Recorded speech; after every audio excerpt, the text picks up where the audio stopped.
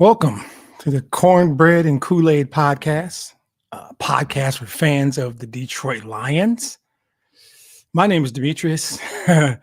This is 7-4-11, week 12, I guess I'm going to say, of the 2025 season. We always start the podcast acknowledging the Godfather, the super producer extraordinaire, Mr. Mike Ward.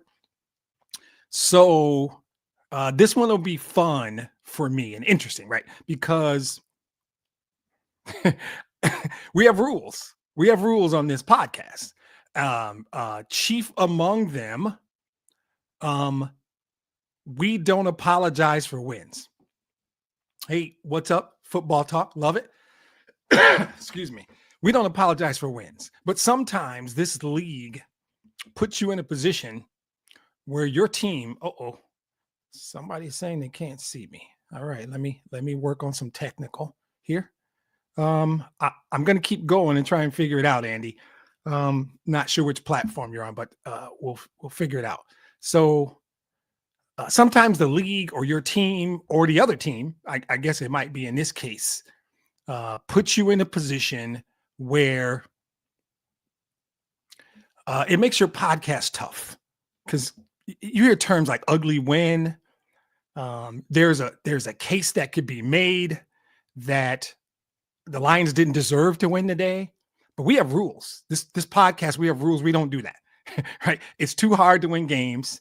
And if you've been a Lions fan for 47 years of your life, they've been good for 2.5, 3. Yeah, we don't have the luxury of doing that. So a podcast like this gives me a lot to do because I can't come on here and be happy, air quotes, for those of you who are not getting video. Sorry, Andy, I don't know what's going on. Air quotes happy, but they won, right? They're 7-4. They won. I always refer back to the letter grade. When your team can play a B-, C+ type game and still get a win, you take it. You take it. Like when I was thinking about what I was going to say, because just for those who don't know, my process is very simple. I don't take a lot of notes. I might note a play here or there. Hey, something that happened in the third quarter. But most of this is ego driven. How much can I remember? And it's about my brother. It's about my friends like Art. Andy is dedicated and I appreciate it. So if you chime into the comments, I will shout you out. If you throw a good question at me, I will rabbit hole from my topic and talk about it. Because there's a million Lions podcasts and everybody's got a way they want to do things. And my thing is just after the game, man, we all have this energy, good, bad, or ugly. And we gotta work it out. We got to work. You got to give me a name, football talk. I can't keep calling you football talk. So when we get a win, no matter what. And so when I look at it, I'm half winging this. I dropped a few stats because Jameer went over 200 and I wanted to know exactly what that was. I am a golf slappy, so I always pull up golf stats in case somebody wants to say something or badmouth golf. Bo. That's my bad, Bo. Bo is my guy. For those who don't know, I'm going to shout out Bo a lot. Bo and I do another podcast together. He's out in Seattle. Good dude, smart dude. Love me some Bo. Welcome to the show, man. So what we do is when we have a game like this, there's a part of you that wants to say, man, like my brother, right? And everybody knows I talk about Kenny all the time. Kenny was typing in, they suck first quarter. 10-0 into the first quarter. Kenny was like, we suck. This is going to suck. And I love it. Joe Denver jumped the gun on me. I'm going to get to that. The O-line's the real problem. But so some of this is me winging it. And like Bo knows, because we've worked together enough that I just kind of go on wherever we flow. I think that sometimes you go into a game thinking this should just be easy. This should be a business meeting. We should go in, handle this and be done. And a lot of us with a 10.5 or 11, depending on what sports book you use, kind of spread, we get okie doked into that. We fall for the banana in the tailpipe. And that's what that is. That's what a 10.5 point spread is. Because if you don't come out and play your game, if you come out and you play a B- C+ game, almost any team in the league can beat you. they could beat you, right? This was an absolutely trap game. And because we're looking ahead to Thanksgiving to Green Bay, and Bo's letting me know this was a trap game, and he's absolutely right. So, like, for me, I never like am worried. I want to see what I see because I have a myopic viewpoint, and I've been here for 2 years. The Detroit Lions are playing against the same team every single week, no matter who's wearing the other jersey. They're playing against the best version of themselves. They're playing the Detroit Lions at the top of their game every week. They're playing the Lions who put up 52 on the Bears. They're playing last year, I think it was Indy and Jacksonville, lit them up. That's what they're playing. That's who they're playing against. Execute your game, all three phases, complementary football. You got to do all those. Today was not that. Today was not that. It is, you know, it's tough sometimes to watch. And as we're going through and I'm talking to people and getting texts from my brother, I'm feeling not great about it. But what I know, then I fall back on the things that I know because I'm a data-driven guy. I know what this offense is capable of. I know what Jared Goff is, right? And I want to do my Jared Goff rant really bad right now, but I'm not going to. I know who he is, but sometimes the better team doesn't even win. Sometimes if you trap game is what Bo said. And maybe for a good portion of this game, that's what it was. Certainly the first quarter. First quarter sucked. First quarter, they didn't even show up. And then you start seeing the things you don't like. And those of us who are good football fans, smart football fans, we know the things that cause you to lose games. Penalties, drops, right? Just execution things that you see. Busted coverage. Their guy, if their quarterback makes a good throw and a receiver makes a good catch, I'm fine. They're NFL players. We can handle that. When a guy is running by himself and then you see somebody in the quote unquote trail position chasing him, and you see it again, and you see it again, and you see broken tackles, and you see what should be a sack results in a 30-yard pass. This is execution stuff, and that's hard for me to handle. So the format, for those of you who are new, I give sort of high-level thoughts like I'm doing now about where they are and what they're doing. Then I break down the game, what I thought, because sometimes play of the game is in the first quarter. Sometimes second quarter, maybe in this case, right before halftime, right after halftime. There are those who will say, no, play of the game was first play of overtime, and I get that. I'll break down the game, and then I take 3 questions. We compile a couple questions. So in terms of like the overall, they're 7-4, right? And the Bears are finding a way. I'm not prepared to say the Bears are good. I am prepared to say the Bears keep finding a way, but we'll take care of them later. They still have Green Bay and Philadelphia on their schedule. Speaking of Green Bay, we'll see you in 4 days. I'm not going to do a whole soliloquy about what I think. Actually, I am. I'll probably do it. No, I'm not going to do it. We get to play them Thursday. We'll just find out. Yeah, I'll get up Friday morning and do a podcast and let you guys know how I felt. But the Packers are good at minimum. Can't say they're not good. The Bears are winning games. They're playing well and winning games. But we dropped 52 on them. And that wasn't that long ago. So if you tell me, the Bears are playing a lot better than they were then, that's cool. That's fine. What I know is that this team is resilient. That's the word I used. They're resilient. And resilient teams sometimes get ugly wins. But ugly wins still count as wins. There's not an asterisk next to this win. It's still a win. It's as much a win as the 52 we put on the Bears or the 44 we put on the Commanders 2 weeks ago. It's still a win. My overall feeling is at 7-4, today notwithstanding, everything the Lions want to do is right in front of them, right? They got 6 games left. Guys, they go 5-1, they're fine. They go 4-2, they're fine. They go 4-2, that's 11-6. Minimum that gets them in. If some crazy stuff happens, might not win the division depending on what those 2 losses are. But you go 5-1, you're fine. You probably win the division. I'm certain you win the division. But those 6 games are no cakewalks. You got Green Bay. You finish with Chicago. You got to go to the Rams. And Pittsburgh is not weak. I think Minnesota might be done, but there are winnable games there. But you got to go out and play the game, right? The A-plus version of the Detroit Lions can beat any team in the league. I don't think that's hyperbole. The A-plus version can. Yeah, I think there's a place for a JMO discussion. Um, and Bo brings up a good point. I don't know what the JMO thing is, Bo. I'm still trying to figure it out. I feel like it's schematic play calling. Bo's point is JMO seems to play better in the scripted opening drive. Most teams script their first drive, opening 12, 15 plays. JMO had 2 drops today that were significant drops. Hell, St. Brown had a couple. But to Joe's point, I never so the overall thing was we don't apologize for wins. We take the win. They did just enough today. Quite frankly, Jahmyr Gibbs bailed them out. And you know what? Thank you, Jahmyr. That's his job, maybe, right? In reality, they won today. And that's where I'm gonna full stop. They won 34-27 in overtime for those who didn't see the score. But that happens. It happens. Buffalo lost Thursday and didn't look good doing it. There are times where I look at the Lions' 4 losses, and at Green Bay, there was emotion, opening day, cool. Green Bay outplayed them. I said this last week on the podcast with Bo. I'm not bothered because the 4 losses were legitimate losses. Minnesota did some great schematic stuff, Brian Flores always does, that caused Jared Goff problems.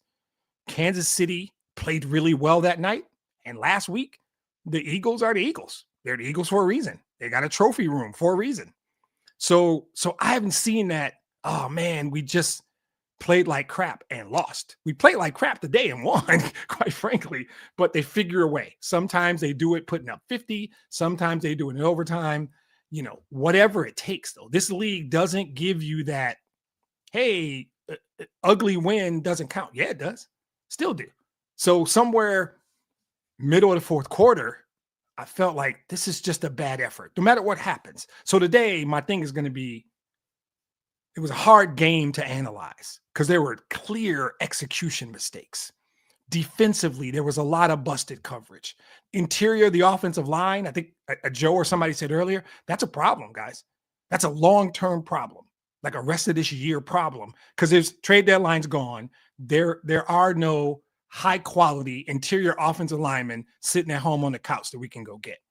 That's going to continue to be a problem. Now, if you see a massive improvement from Coyote Owasika, okay, great. Great. I don't know. He's doing his best. They're holding it down. They did enough. But today was another team sort of across the board execution things. The defense bothered me today. I was prepared to come on and talk about how good this defense was and give Kelvin Shepard some flowers, but it didn't work out that way. So I think that when we talk about effort, I don't think about spreads anymore. Once they kick it off, you got to go win that football game. You got to go beat that team across from you.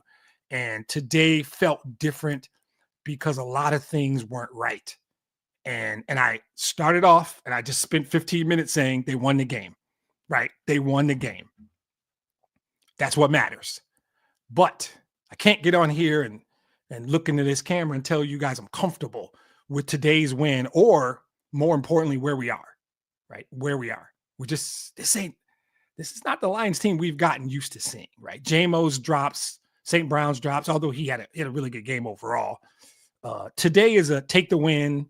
I'm going to try not to bitch too much, but those of you who know me, know I'm going to break the game down. It is what it is. But the NFL, I'll feel better in a couple of days. And by the time we get to Thursday, I'll be ready to rock. But the NFL's tough. It's a tough deal. It's not easy, right? And middle of the fourth quarter, I was angry.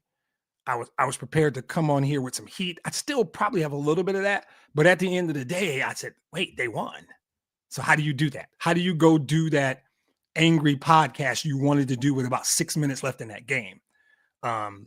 I will do one thing that I've done, and Bo's probably heard this before. The officiating in this league sucks. I don't have any other pretty way to say it. The officiating in this league is at an all-time low. They won today. I'm saying it today after a win.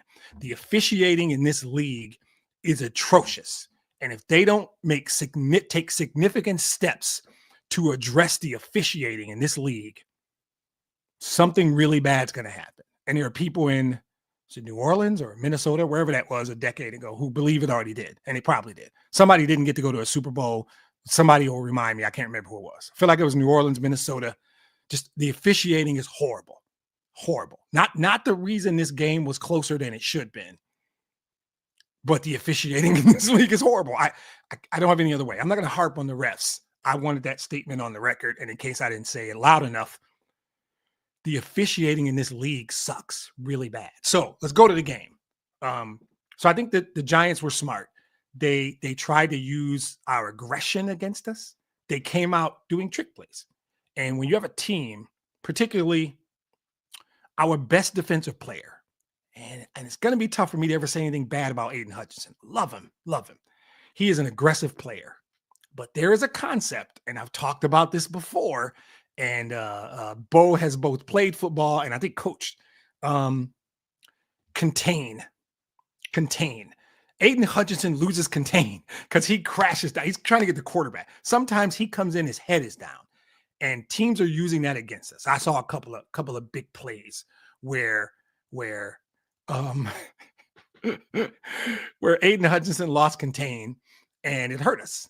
But I saw plays where coverage was busted, guys are wide open. I mentioned the officiating. The refs were horrible. That call against Brian Branch, that targeting, or they probably called unnecessary roughness. It was horrible.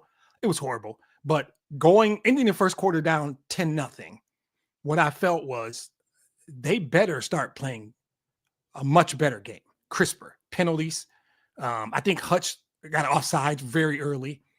So I was concerned after the first quarter just about some of the self-inflicted wounds where you kill yourself with penalties and mistakes.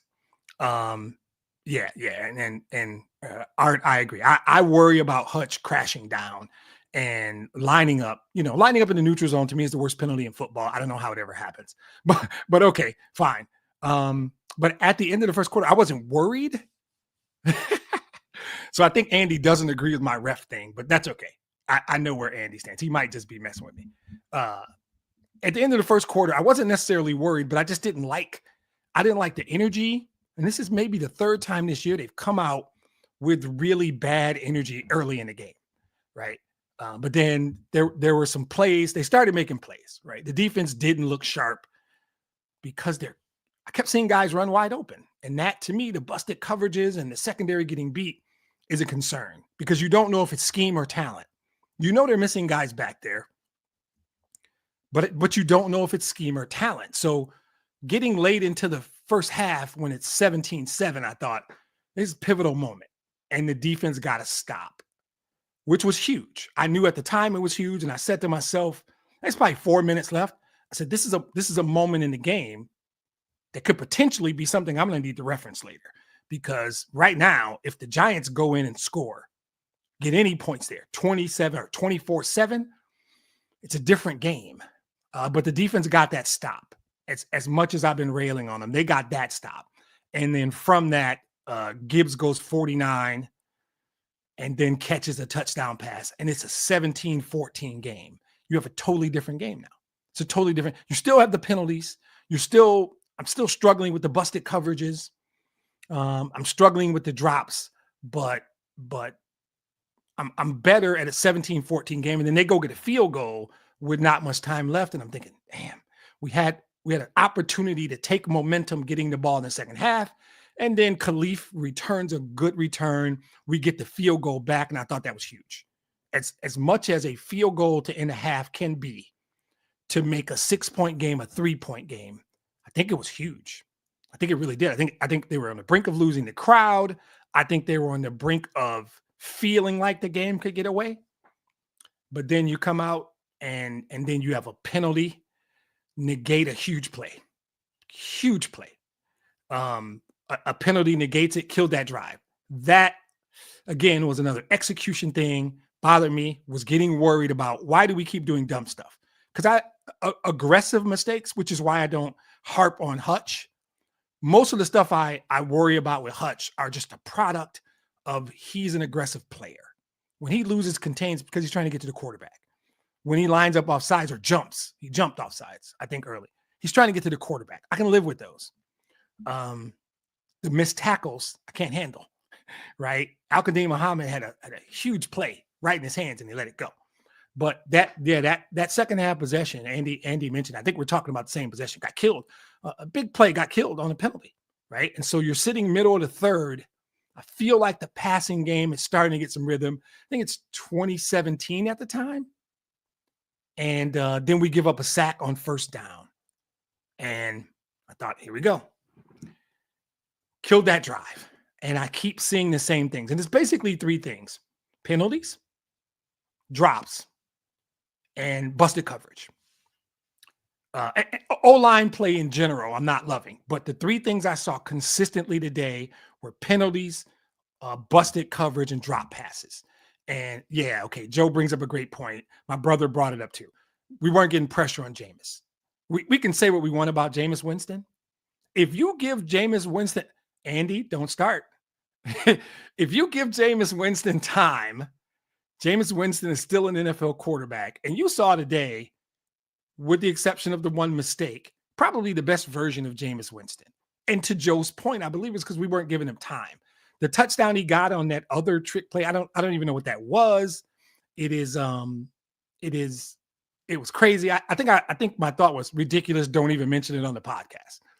But at that point, it's 27-17. They score. And I'm thinking, okay, we need something. I think I texted guys, we need a defensive play. Turns out we didn't. We just needed Jameer to do what Jameer does. Now it's 27-24. And now you're gonna have to make a play. You're gonna have to make a play, right? And I think that more busted coverage. And then I started focusing more on the refs. I don't like to. And they won the game today, so I feel better bitching about the refs after a win. I might have mentioned this earlier. Officiating in this league sucks, right? But that's fine.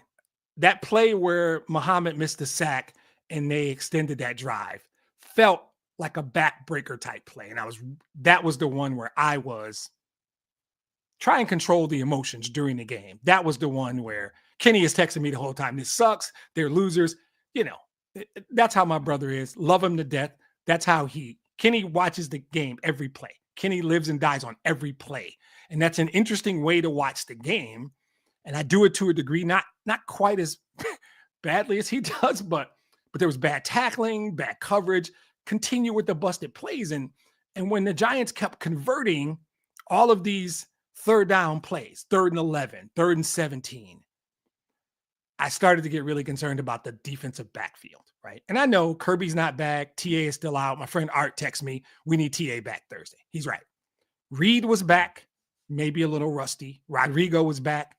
But you could see communication issues on the back end of the defense that were bothering me. And every time they converted these, but we got the ball back down 27-24 probably. And then it's the penalties, right? So it's still a game, but what are we doing, right? And it's not an excuse, because I keep talking about the same thing. As much as I mentioned the refs, and Andy's giving me the blah, blah, blah, because he wants me to do the Jared Goff thing, but I'm not doing it. You're not getting me today. I still saw busted coverage, which was the scheme or execution on the defensive backfield. I still saw drop passes, and I still saw penalties, us killing ourselves. And if you watch this podcast long enough, you know that I define losing and getting beat differently. Losing is what almost happened today. The Lions played a B- C+ game and almost lost to a less talented team. I don't think the Giants are bad. I think they're missing Malik Neighbors. I think they're missing Jackson Dart. I think they got a new coach. I think they're talented, but not as talented as the Lions. I don't think they're bad. But they almost lost today, right? And then you make the play, and Bates does what you pay Jake Bates to do. Jake Bates hit the field goal when you need to hit the field goal. And sent it to overtime. And so going into overtime, I think it's all about the snap. We need a good solid drive. Let's take a bunch of time off the clock, run it down their throats, really, really change the momentum. And then Jahmyr Gibbs called me and said, hold my beer. One play. Okay. Now this defense, right, that has not really, in my opinion, played very well all day. Busted coverages, got the interception, the one play, but I didn't feel comfortable, right? I was like, Giants might score. Giants might score, but they didn't. Right? They finally bowed their necks and made the plays you needed to make and got the win. So the game was a roller coaster up and down. I didn't like a lot of parts of it, but at the end of the day, they got the win. So a win is a win. That's the rule, and that's what we're doing. And I will take your advice, Joe. Jack Campbell's a really good football player. Jack Campbell's and Alex Anzalone. The linebacker group in general. Barnes had a quiet game, but I think he was pretty good. I love our linebackers. I love Art gives our defense an E, so I don't know if he loves the linebackers as much as I do. And I will give Andy props on, we are a running team. Offensively, everything we do is built around run the ball and then play action off of the run. And when you can't run, largely because your interior line is struggling, you're not going to be able to pass much, right? That's what it is. So since Andy keeps trying, I'm going to go ahead and do it. It's fine. I'll give him what he wants. It's cool. That's my guy. I'm an Andy fan. You're not putting this on my quarterback. Not today. I saw maybe 2 passes I didn't like.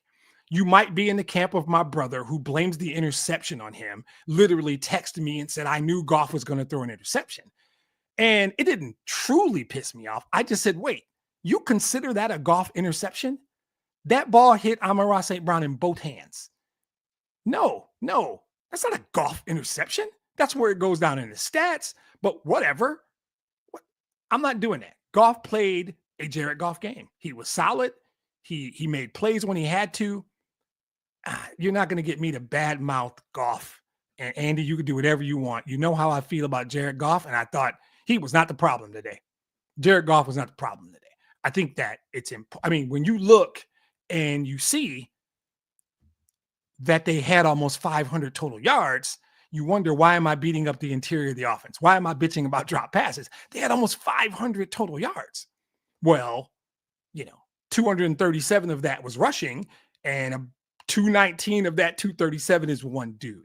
But they scored 34 points. They won the game, and they had almost 500 yards in offense. So that's why at the beginning of the podcast, I said sometimes it's tough because they won the game, and I saw the numbers, but I also know what I see. I see what I see, right? I see what I see. I love it. So Kenny just joined in. So he's missed the good stuff that would have drove him nuts. Andy's on a mission. We ain't going for it. Not going to happen. Here's the thing, right? There is not 10 game balls to give out today. You could give Jack Campbell a game ball. He played well. I would not have a problem if somebody says they're giving Jack Campbell a game ball. I guess in theory, you could give St. Brown a game ball, but he had a couple of drops that I didn't love. I am not suggesting Jared Goff gets a game ball. There's only one game ball, and you give it to Jahmyr Gibbs. But when you have a superstar, and that's what he is, and there are people out there bitching when the Lions traded back and took him at 12, passed on the guy from Atlanta. Sorry, brain lock. I don't even think they could get the running back from Atlanta. I think we had the 6th pick. Atlanta took him maybe at 5, or maybe we passed on somebody else, dropped back to 12 and got Jahmyr at 12. There are YouTube videos of people saying, what are the Lions doing? They don't know what they're doing. This is crazy. Okay. Jahmyr Gibbs single-handedly won this game today. I don't love that. Jared Goff did his job. St. Brown, to a degree, did his job. Jack Campbell played well. I think Aleem McNeil actually played well. Jahmyr Gibbs won this game, and it's not just the stats. It is it's mostly the stats, right? It's all the big runs because they kept them in it, and I'm okay with that. I'm okay saying, yeah, our superstar level player single-handedly won a game. Sometimes you do it. Sometimes Jared Goff single-handedly wins games. Nobody wants to admit it. Andy certainly is not going to admit it, but he has done it. Bijan Robinson is the running back I was trying to think of. Thanks, Art. But Jahmyr Gibbs is a star. He's explosive every time he touches the ball. The best stat that I have on the screen now isn't 219 yards. It isn't the 45 yards receiving or the 3 touchdowns. The best stat is that he touched the ball 26 times. That's the key. if Jahmyr Gibbs touches the ball 26 times, and I don't care how you break it up, I like our chances. That's how you put up 494 yards on offense. That's how you score 34 points. Because if he touches the ball 26 times, 2 or 3 of them are going to the house. It's almost set in stone. I could do an hour on Jahmyr Gibbs. We ain't got that kind of time. Don't nobody want to hear me do that. We all know who Jahmyr Gibbs is, right? He changes everything. He forces the safety to do things. He forces the coaching staff to do things Wednesday before the game, dedicated just to him. He makes Goff better. He makes St. Brown better. Jahmyr Gibbs is the thing. So for me, Kenny says nobody deserves a game ball except Jahmyr Gibbs. Okay, but then if you forget the drops, St. Brown just had another St. Brown game. And I think it's a struggle because the drops do bother me. St. Brown, this is what he does all the time. All the time, right? So 9 catches for 150 yards and a touchdown is a really good game for a receiver in the NFL. This is just normal. This is just another St. Imagine if he'd have caught the 2 he dropped, right? So there's a case for St. Brown, and I didn't pull up the defensive stats. I just felt like Jack Campbell had a really nice game. I just felt like Jack Campbell makes tackles, and he doesn't miss tackles, is what I feel like I want to say. So I think there was some good. Jack Campbell was some good. I think St. Brown was some good, but Jahmyr was just great. Jahmyr just did everything. So I don't think it's all doom and gloom. I think this team is talented, which is why that's why this shit bothers me. Right? Andy's on one today. Okay. So Jahmyr gets the game ball, but other guys did play well. So let's get some questions in. See what we're gonna do. It's a win, guys. I know that's weak, but it's a win. All right. What's the first question? How on earth does this defense actually get better? Oh, first of all, Kenny mentions Jake Bates. Fair point. Very good point. Jake Bates might deserve a ball because that kick is everything. He misses that, game's over. How on earth does this defense actually get better? That is a really good question. And you guys are all in the comments. Andy, you're all vocal today. I'm open to you guys telling me. I'll give y'all my thoughts. The question is, how does this defense get better? I do think they're good. I think it's easy to take an outlier like today and say they suck because there were some busted coverages. There was no pressure on the quarterback. There was just some goofy shit that happened today that you could say that. And I would get it.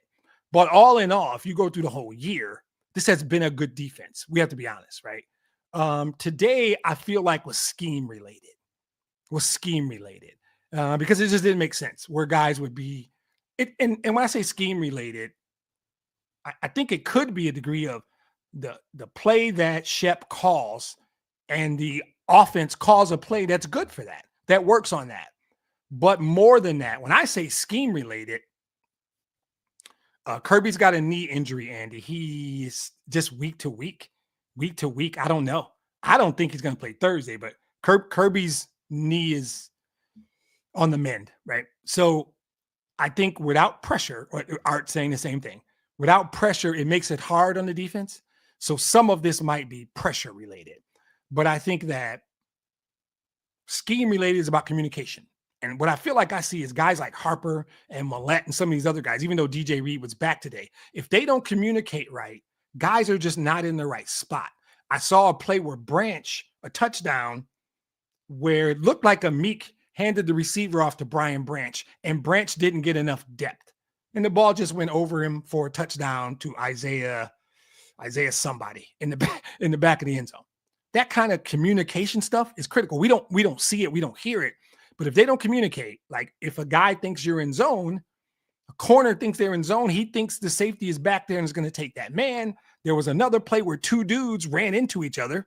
There was another play, I think Kirby is a ACL, if I'm not mistaken. It's just a strain, though. I don't think it was torn. I know it's the knee. Could be the MCL, but Kirby's injury was a strain to a ligament. So there's a play where two guys ran into each other. So some of that communication stuff schematically happens. Sometimes a guy just gets beat. I love Amik, but Amik didn't have a great day today other than the one really good play he made. So back to your question. Guys coming back is my real answer to the how do they get better. Reed came back today. Rodrigo came back today. When you get back Kirby, get back TA, and those guys will get better. Drunks off the street are not going to help improve the pass rush, despite what my brother thinks. So guys will probably get hurt too, but I think that I think he's joking. I think that when you get some guys back, you're going to see a more consistent level of play. And to my cousin's point, they didn't play to their full potential. We've seen better efforts from the defense this year. I want to call this an outlier. I don't think the defense is going to play like this. I think they're pretty stout up front, but it's getting pass pressure. And I never know. Yep. Good call, Art. And don't laugh, everybody. Marcus Davenport's going to come back at some point. I don't know how long we'll get him, but Davenport is in his what they call the window. So Davenport will come back. So my answer is despite all the other stuff I just said, there's some scheme stuff that can be fixed. I think you tell me I'm going to get back Kirby at full strength. I'm going to get back a healthy TA, even though Kenny won't be happy. And I'm going to get something from Davenport. I think you see the defense get better. They communicate more. They get better. Right. Yeah. And exactly. It's hard to analyze when a guy's just wide open and you're wondering, you find yourself saying, who's supposed to be covering him? Who's supposed to be covering him? And Anzalone and Barnes are good. I'm fine with the linebacker group. No matter what we thought about today, I'm actually really good with linebacker play.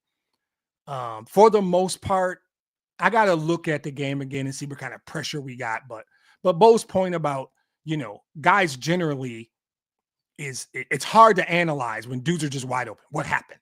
They got something called the all 22s. I don't get to look at, Bo might have all 22s. I don't get to see all 22s. So I don't know if these are communication breakdowns or just dudes doing the wrong thing. But much shorter answer is secondary will get better with Kirby and TA back, despite what Kenny says. Terrion Arnold is not hot garbage. He's a really good NFL corner, and when he comes back, it'll help. I'm tired of seeing dudes run wide open. Right. The communication has to get better, and just smarter calls. Right. So that's what I think can help the defense. All right, let's take another one. Who is your favorite Lion? Like my favorite Lion? I don't think it matters, but. I mean, we're doing this question. Okay. I mean, sorry, y'all. We're doing a question about who's my favorite Lion. Current or all time? I don't know. I'll say all time is easy. Anybody who knows me knows all my passwords have the number 84 because my all-time favorite player is Herman Moore, right? Love Stafford, love Barry. It's all good. Andy, I'm not doing the golf thing. You can keep trying. I'm going to talk about Herman Moore. Love Calvin, love Barry, love Stafford. Herman Moore's my all-time favorite player. Good dude, great in the community, and quiet as it's kept, was a really great player. Really great player. He just happened to play in the same era as Jerry Rice and Michael Irvin and a bunch of other dudes that were really, really good. It is tough to understand. Yeah, and I'm interested in you guys' favorite players as well. Billy Sims is a good call. Herman Moore is my guy, right? I actually got a cameo. If you guys know what a cameo is, they get a celebrity to do a little video. So he did a cameo for me as a Christmas present last year. He said he was going to come on the podcast, but he did my cameo from a furniture store. So all good. If any of y'all know Herman, tell him I'm waiting for him to do the podcast. I haven't forgot. If we're talking about right now, Andy would assume it's Jared Goff, because he is working his ass off to get me to talk about Jared Goff today. And sooner or later, I'm going to break, but not yet. I think Gibbs is a good candidate. I love St. Brown. I like Brian Branch a lot. Actually, the answer is Demo. I think David Montgomery is just a team player, does his job, doesn't bitch and complain if he doesn't get the ball, he's really very Detroit, very grit, very what this team is. Gets the hard yards. He just does his job. You've never seen a story about David Montgomery bitching or complaining. I like Demo a lot, and he just shows up and does his job. And on the day where Gibbs goes off, I don't know how many carries he had. So the answer to the question that Andy hated is currently is David Montgomery, all time it's Herman Moore. All right, one more, and then I'm going to get out of here because Andy, I'm not giving Andy what he wants. Not today. I will not. Last question. You can't be confident about the team we saw today making any noise. Making any noise is the term they use for the question. So I don't know what that means. So I'm gonna frame it myself. Super Bowl, is that making noise? NFC Championship game making noise? I don't know what making noise means. So you guys can give me your thoughts on what making noise means. Let's treat it as how far do you guys think they can go? I will comment as if that's the question because I don't really know what making noise is. I do believe they can more than make noise. I talked earlier about there's 6 games left. Play to your potential. Your 5-1 is realistic. I think going to LA, the Rams are going to play tough. Rams are good. Forget about playing tough. The Rams are good. You got to beat Green Bay. You got a receipt. You got to cash in. You got a receipt. You got to cash in on Green Bay. You got a receipt on Minnesota. I think you're better than Pittsburgh. You're better than Dallas. That's 4, right? So then you're talking Rams and Bears at the Bears to finish it up. Do what you can in LA to play the Rams. And then if the Bears matter, it matters.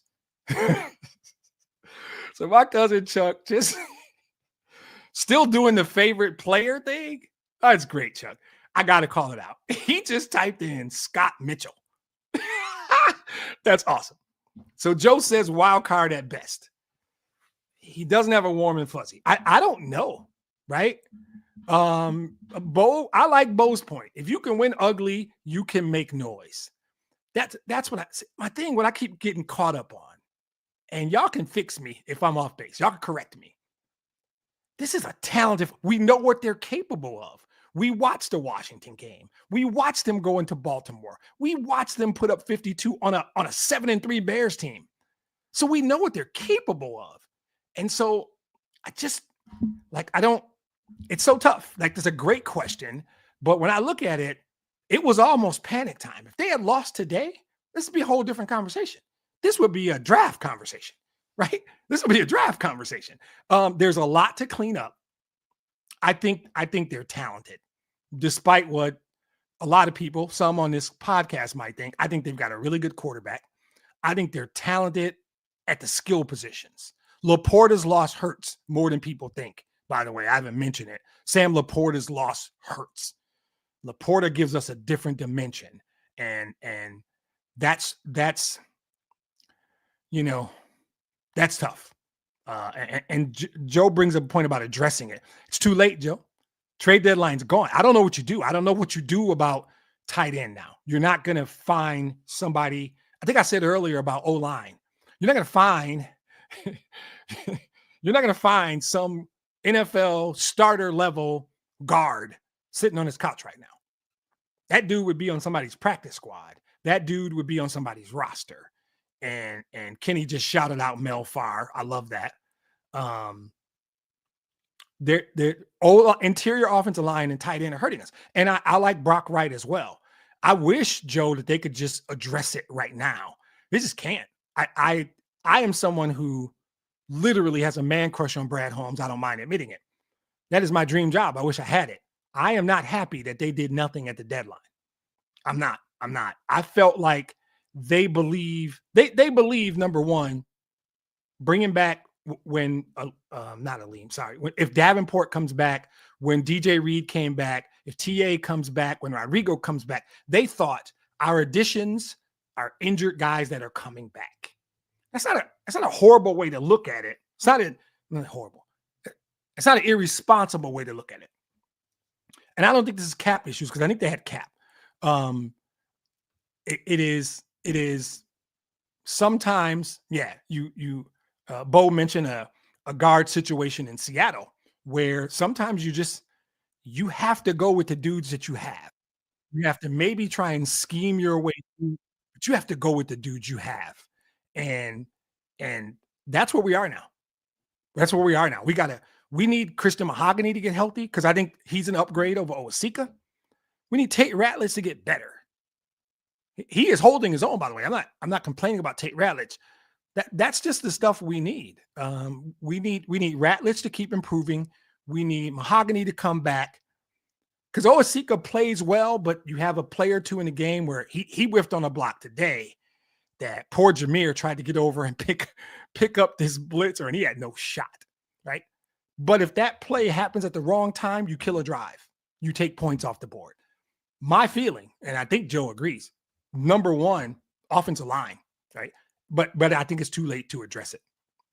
So I think that make noise to me is, I think they're a playoff team for sure. Because I think 5-1 is possible. 4-2 might be more realistic, but 4-2 makes you 11-6. I believe you're in. I believe you're in 11-6. Now, what does that mean? That means you got to go on the road and win.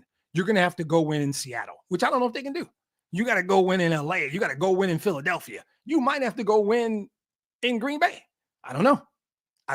But I think that right now where we are, the roster is the roster. Getting back Kirby, yeah, that'll help. Getting back TA, Kenny's not right. That will help, right? Getting back Davenport, even for one play, might help. So I think the roster's the roster.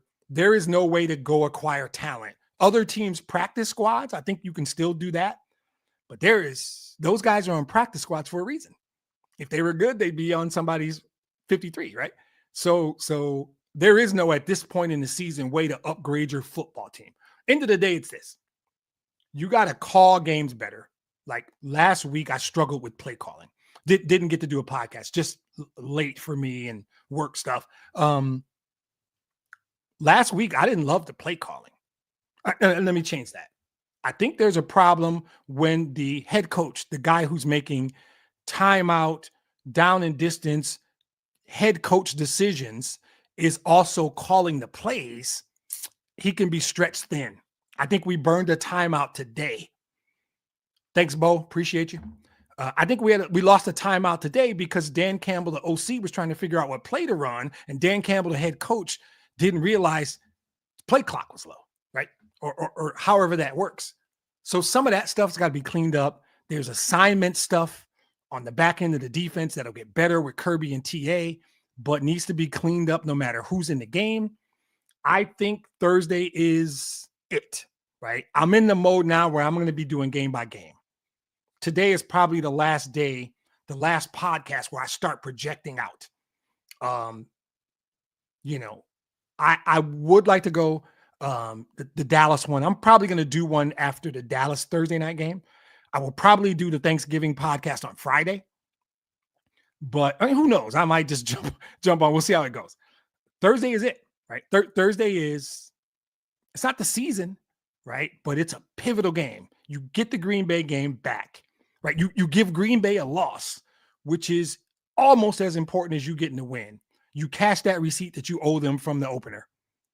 And if you go out and you play well and you do it, only game on Thanksgiving Day, prime time, do it with gusto, hang 40 on them, remind people who you are. That'll make me feel a lot better. So, and then Dallas, I just don't think Dallas good. Last I checked before I signed on, they were, for lack of a nicer way to put it, getting their asses handed to them. Yeah.